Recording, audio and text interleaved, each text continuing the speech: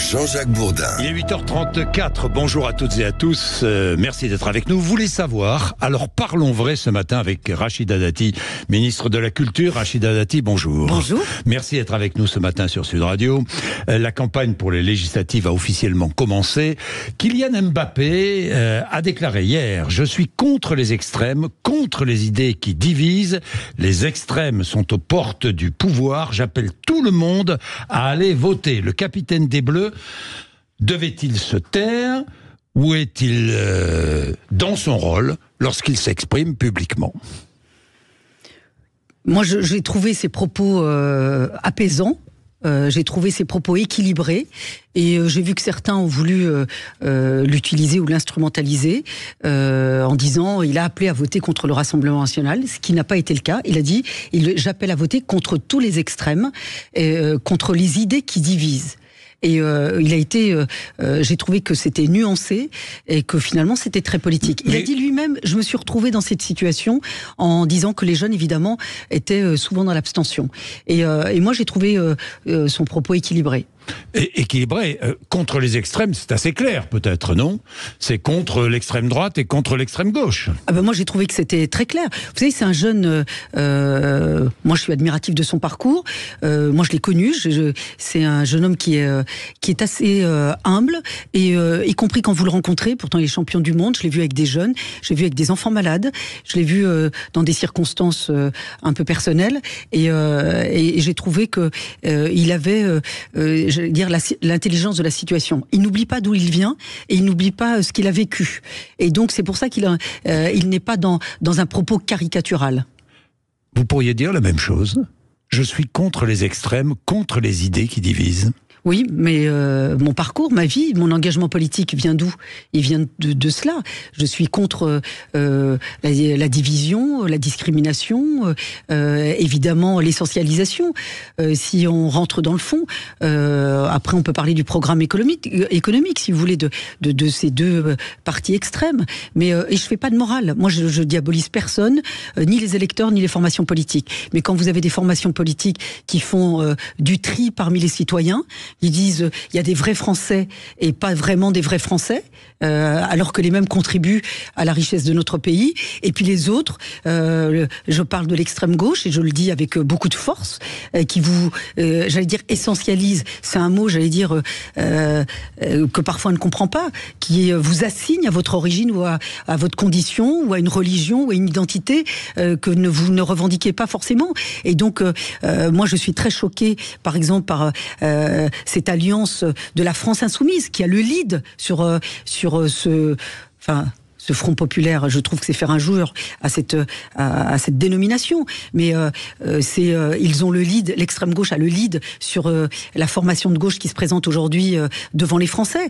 Regardez sur le programme. Première mesure à prendre, abrogation de la loi sur le séparatisme. Quel est le signal qu'on envoie ? On l'envoie à qui ?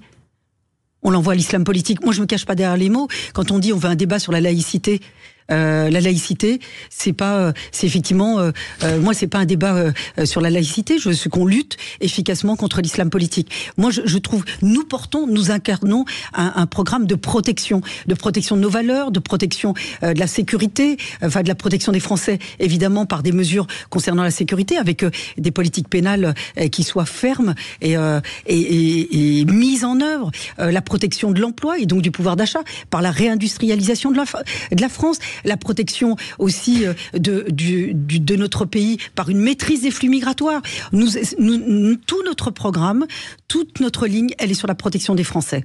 Nous, on a une vision claire pour notre pays. C'est un pays qui revalorise le travail, c'est un pays qui appelle à la responsabilité des Français, c'est un pays qui souhaite la sécurité des Français. Aujourd'hui, la gauche... Ça a toujours été le cas, Monsieur Bourdin. Rappelez-vous, sous François Hollande, culture de l'impunité et de l'excuse. Il ne faut pas exécuter les peines d'emprisonnement, il ne faut pas exécuter les peines. C'est-à-dire que quand il y avait de la délinquance des mineurs, on trouvait toujours des excuses, pour ne pas dire des excuses sociales. La gauche, elle met social à toutes les sauces. Justice sociale, excuse sociale, impunité sociale. Je ne suis pas dans ce registre. Voilà, moi je veux... Et qu'est-ce qui vous différencie du Rassemblement national ? C'est d'abord sur le programme économique d'une part, parce que regardez bien, le programme économique, c'est plus de dépenses plus de taxes, plus de cotisations, moins de travail et retour à la retraite à 60 ans. Qui va payer ?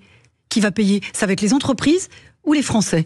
En quelques mois, je ne dirais encore quelques mois, en quelques semaines, ça sera le chaos économique. Rappelez-vous de la Grèce 2015. Les retraités n'avaient plus leur pension de retraite. L'épargne avait été complètement liquidée. L'épargne des citoyens. Moi, j'en appelle aux retraités, j'en appelle aux petits épargnants.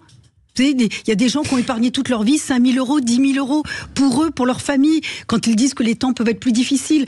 Tout ça va être liquidé. Moi, ça n'est pas mon pays, c'est pas la France que je souhaite. Bien, Rachida Dati, cette dissolution constitue un risque majeur pour le pays. Ce n'est pas moi qui le dis, c'est Nicolas Sarkozy. Vous êtes d'accord avec lui ? Mais la dissolution, c'est un acte fort, mais qui met aussi les Français face à la responsabilité. Le président de la République a souhaité de la clarification. Mais où est-elle, la clarification ? La clarification, ou confusion ? Non, il souhaite de la clarification. Il veut une majorité claire. Parce que je pense qu'en 2022, quand les Français donnent une majorité relative au président de la République à l'Assemblée nationale, les Français pensent qu'il peut y avoir une coalition. Nous, on était nombreux aux Républicains, Jean-François Copé et bien d'autres. Nous avons appelé à une coalition, à un projet de gouvernement entre les Républicains et la majorité présidentielle. La place des Républicains, elle est aux côtés de la majorité présidentielle. Nous avons les mêmes valeurs. Nous avons un socle. Vous lancez un appel ce matin aux Républicains pour venir renforcer la majorité présidentielle. Ils ont une voté, majorité de projets, comme le disait, je crois que c'est Emmanuel Macron d'ailleurs. Nous avons voté la réforme des retraites, nous avons voté la loi de programmation de sécurité intérieure, nous avons voté la loi de programmation de la justice, nous avons... Vous dites nous oui. Vous vous sentez encore... Mais parce que moi, vous savez... Mais moi, votre ADN. J'ai pas quitté ma famille politique, j'ai pas quitté mes convictions, j'ai quitté un appareil qui commençait un peu à aller à la dérive, et notamment sur les valeurs. Et aujourd'hui, mes amis avec lesquels je suis en contact tous les jours, tout le monde se désole de ce qui se passe. Vous imaginez, on liquide l'héritage d'un grand parti qui a donné des grands présidents, qui est le fondateur de la Ve République. On liquide cet héritage. Tout le monde se désole de cela. Vous croyez ? Moi, je vais pas attaquer Éric Ciotti. C'était évidemment... C'était logique. C'était une dérive lente. Rappelez-vous, Éric Ciotti avait dit qu'il appellerait à voter Éric Zemmour. Éric Zemmour, c'est tout ce que je ne souhaite pas pour notre pays. Donc vous n'êtes pas surprise. Donc c'est clair, vous êtes dans la majorité. C'est très clair. Mais bien sûr. Bien sûr. Bien. François Hollande, pour en revenir à François Hollande, candidat, ancien président de la République, candidat aux élections législatives, vous comprenez ou vous avez été très surprise en l'apprenant. Monsieur Bourdin, vous l'avez dit, ancien président de la République. Oui. Moi je trouve... Pour ça que je l'ai dit. Je trouve que c'est indigne de lui. Je le connais. Hein. Oui, vous le connaissez bien. Oui, mais il s'allie à Monsieur Poutou, qui se réjouissait. Il s'allie. C'est-à-dire qu'ils sont dans le même mouvement. Ah bon ? Dans la même majorité, éventuellement, oui. Si tout se vaut, après tout, uniquement pour avoir un siège, parce que il pense que c'est une rampe de lancement pour lui pour revenir à la présidence de la République. Vous pensez que c'est son calcul ? Il y a une revanche dans sa tête ? Est-ce que c'est une revanche aussi ? Moi, je veux dire, la France mérite mieux. La France mérite mieux qu'un calcul. Il se compromet avec toute cette fange qui se réjouit que les commissariats soient la cible de feux d'artifice. Enfin, j'allais dire parce que M. Poutou avait dit quel beau feu d'artifice quand les commissariats avaient été la cible évidemment de délinquants et de criminels. Est-ce que on se réjouit que la gauche, cette gauche avec laquelle M. Hollande est, la gauche de M. Mélenchon, parce que je vous le disais tout à l'heure, ce Front populaire, qui sont les leaders? C'est la France insoumise et M. Mélenchon. Pourquoi M. Mélenchon ne va pas aux législatives? Parce que, comme en 2022, il veut se préserver, parce qu'il sera Premier ministre. Il veut être Premier ministre, puisqu'on a dit... Ils ont expliqué très clairement en disant que le Premier ministre serait issu des rangs du groupe majoritaire. Autain, François Ruffin ou d'autres. Non, parce qu'il a purgé tous ceux qui n'étaient pas d'accord avec lui. Ils sont majoritaires, ces affidés sont majoritaires dans la France insoumise. Donc voilà à quoi on s'attend. Voilà à quoi il faut s'attendre. Les Français... Moi, je fais appel au bon sens et au sens des responsabilités des Français. Un mot encore sur votre ancien parti, LR. Est-il en voie de disparition ? Vous savez, tous ceux avec lesquels je discute, je ne veux pas les nommer pour pas les gêner. Que disent-ils? Après les législatives, tout va recommencer, on repart à zéro. Oui, voilà, c'est-à-dire dans une nouvelle majorité, dans un nouveau projet commun, réunissant, je ne sais pas moi, des socialistes et des LR, des centristes. Nous avons un socle idéologique. La revalorisation du travail, la reconnaissance du mérite, l'ascenseur social, la réduction des inégalités, l'école républicaine, la laïcité, c'est-à-dire la lutte contre l'islam politique, la fermeté, la fin de la punité, la maîtrise des dépenses publiques. D'ailleurs, ce qu'on peut reconnaître au président de la République, les impôts n'ont pas augmenté. Les Français n'ont pas subi d'augmentation d'impôts. Pendant tout. Et ça a été son fil rouge. Pourquoi ? Parce qu'il a voulu préserver non seulement le pouvoir d'achat des Français, il a voulu remettre le travail au cœur de son projet, et d'ailleurs, il a permis à la France d'être de nouveau attractive. 2 700 000 emplois relocalisés en France. La réindustrialisation de la France, c'est notre ADN. Rachida Dati, vous êtes en contact fréquent avec Emmanuel Macron. N'est-il pas dans une position solitaire, de solitude, il décide seul. Est-ce que, franchement, je vais vous dire, moi je dis toujours, écoute ou pas? D'abord, quand vous êtes président de la République, je dis toujours, c'est une autre psychologie. Oui. Vous et moi, on ne l'a jamais été, comme la grande majorité des Français. Moi, je ne serai jamais, vous, peut-être. Moi non plus. Vous, peut-être. On ne sait pas, Rachida Dati. Je ne suis pas... Je vais venir à la mairie de Paris tout à l'heure. Mais je vais vous dire, quand vous êtes président de la République, il y a d'abord une responsabilité, une charge et une gravité liée à la fonction. Et donc, il consulte, il discute avec Nicolas Sarkozy, comme vous le savez, et avec d'autres.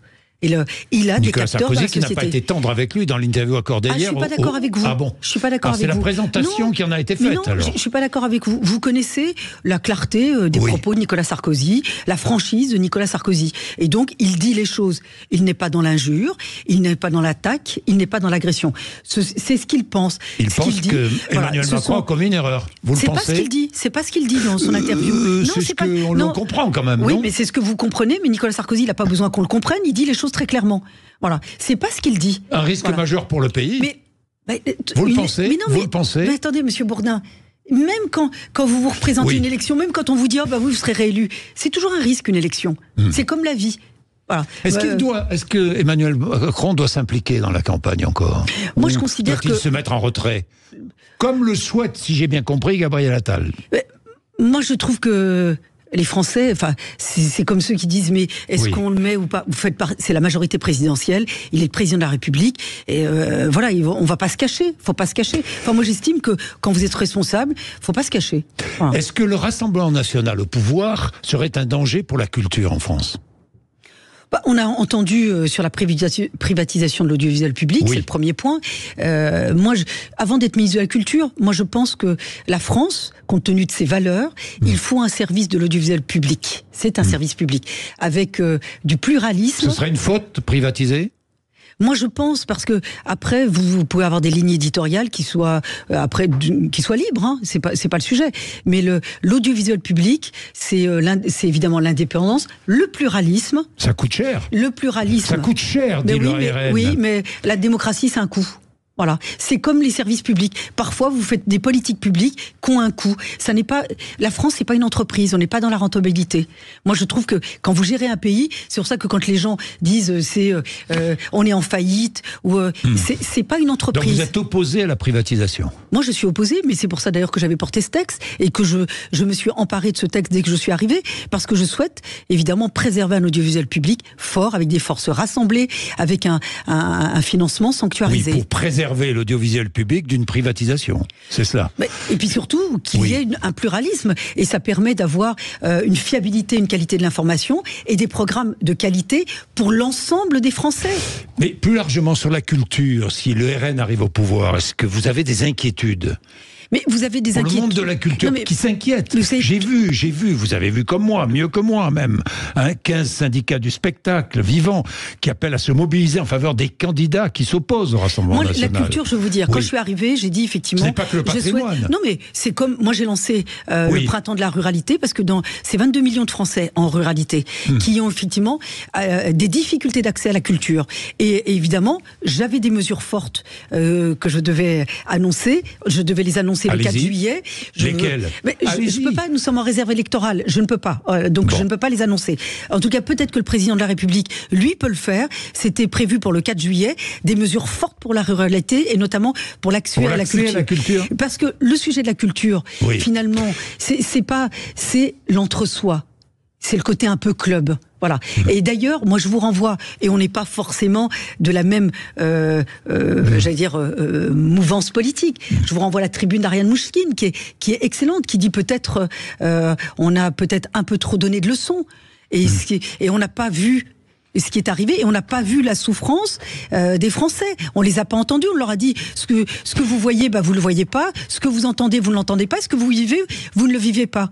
On en est là aujourd'hui. Et donc, tous les secteurs peuvent être en danger. Moi, je vous dis simplement, je vous renvoie au programme économique de la France Insoumise et du Rassemblement national. C'est encore une fois plus de cotisations, plus de taxes, plus d'impôts et moins de travail. Donc c'est l'explosion totale du pays. Et je vous le dis, on sera Grèce en 2015 ou le Venezuela. Et je le dis, je le répète, criminalité inclus. Quand vous voyez le programme de sécurité de la France Insoumise, c'est désarmer les forces de sécurité, enlever la vidéoprotection, en mettre fin à la loi sur le séparatisme. Et donc la fin de la loi sur le séparatisme, c'est quoi ? C'est de dire, c'est l'islam politique qui viendra s'infiltrer dans toutes nos institutions. Je ne veux pas de cette société. Vous renvoyez dos à dos le RN et le Front Populaire en cas de duel. Sur leur programme politique. Non, moi je réponds pas à cette question. Vous me connaissez, Monsieur Bourdin, c'est pas pour esquiver. Moi je me bats toujours. Je dis toujours, le combat il se mène jusqu'à la dernière seconde. Après on verra. Bien. Pétition contre la fermeture permanente du Centre Pompidou pour travaux. Vous allez revenir sur cette décision ?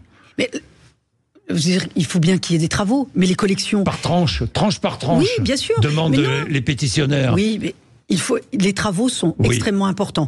Les expositions vont être au Grand Palais, pour partie, et d'autres, là j'ai vu, nous avons rencontré l'association des commerçants, mais aussi des galliéristes qui sont aux abords du Centre Pompidou, parce que peut-être qu'on pourrait faire aussi, moi j'étais pour la mobilité des spectateurs, pour la culture, qu'on puisse accéder facilement à la culture, mais je suis aussi pour la mobilité des œuvres. Et donc, nous aurons un programme de mobilité des œuvres qui sont exposées au Centre Pompidou, dans les galeries, à proximité. C'est tout un programme que je souhaitais porter, mais je peux pas faire d'annonce, je vous le fais quand même, mais normalement, c'était...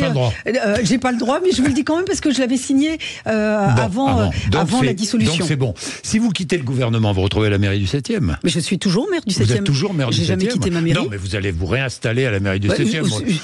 Moi j'y suis, tous les week-ends j'y suis, je fais des mariages, on fait les fêtes d'école, c'est la période. Voilà. Quoi qu'il arrive, votre objectif reste à la mairie de Paris ? Oui, mais c'est pas l'objet du jour. Moi je veux dire, je mène les combats quand ils arrivent, comme dans la vie.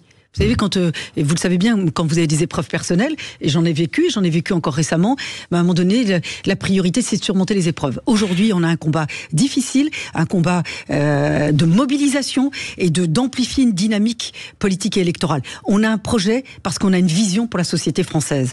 Moi, je ne veux pas d'une vision de tri des citoyens ou une vision qui vous renvoie à des origines ou qui fracture ou qui disloque la société. Nous, on veut une société avec la valorisation du travail, la reconnaissance du mérite, la réduction des inégalités, la protection des Français et le rétablissement de l'autorité, notamment à l'école. Voilà notre projet. Voilà ce que nous souhaitons mettre en œuvre et que nous mettions en œuvre des réformes importantes pour le pays. Moi, je veux pas un pays qui ressemble à la Grèce ou au Venezuela. Et je vous le dis, regardez le programme de la sécurité de l'extrême gauche. Regardez sur la maîtrise de l'immigration. Ils disent qu'il faut régulariser tout le monde et il faut même aller les chercher. Ils souhaitent créer une agence pour aller chercher les migrants et les installer en France. C'est quoi cet aveuglement ? Et Monsieur Hollande, la retraite était à 62 ans, il veut revenir à 60 ans ? Vous voyez comment on écœure les Français en disant finalement j'ai fait quelque chose, mais en fait non, pour revenir dans la politique, je suis prêt à me renier. Le reniement conduit à la démagogie, conduit au populisme, à quoi on assiste. Est-ce qu'Éric Ciotti s'est renié? Il s'est renié ou pas? En tout cas, il a renié les valeurs de notre famille politique, ça c'est sûr. Et il a renié ce qui faisait que nous étions ensemble dans ce parti politique. Bien, vous baigneriez dans la Seine, Rachida Dati, franchement, non? Non, mais l'eau n'est pas mon élément d'une manière générale. Mais baigner dans la Seine, non. Non. Est-ce que vous pensez qu'Anne Hidalgo va se baigner? La dissolution l'a sauvée, elle. C'est-à-dire? Parce que là, ils ont différé la baignade. Oui. Mais l'eau n'est pas de bonne qualité. On avait 1,4 milliard pour que la Seine soit pas baignable. Enfin, franchement. C'est une bêtise. Joker. Mais ça veut Joker, c'est une bêtise commise par Anne Hidalgo et par Emmanuel Macron, qui ensemble voulaient se baigner. Rachida Dati, ils voulaient se baigner ensemble. Une annonce de Anne Hidalgo. Elle a dit oui, ce que n'a pas fait Jacques Chirac, je vais le faire. Vas-y. Oui. Vas-y. Voilà. Bien, mais elle ira pas. Oui. Elle n'ira pas. Dites-moi, est-ce que la cérémonie d'ouverture aura toujours lieu sur la Seine, vous pensez? À ce jour, oui. Oui. Il y a des répétitions, je crois, aujourd'hui. Bien, merci Rachida Dati d'être venue nous voir ce matin sur l'antenne de Sud Radio. Vous réagissez évidemment 0826 300 300. Vous n'hésitez pas, comme vous avez l'habitude de le faire tous les jours. Et nous poursuivons tous ces débats autour de ces législatives importantes qui auront lieu les 30 juin et 7 juillet. Merci d'être avec nous, 8h55. Sud Radio.